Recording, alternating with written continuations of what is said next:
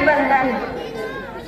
आजादी का ऐलान है 26 जनवरी, हिंदुस्तान की शान है 26 जनवरी।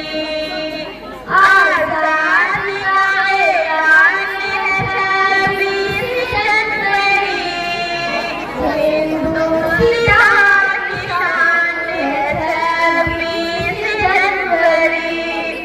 कांटों से भी गुजर गए जो देश के लिए,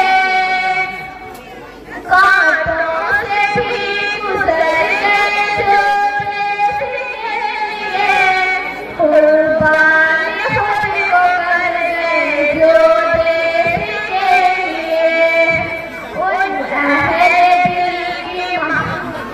अहले दिल की मान है 26 जनवरी। आजादी का ऐलान है 26 जनवरी, हिंदुस्तान की शान है 26 जनवरी। इस देश के लिए सितमगर चले गए, जो मौत से डरे बिना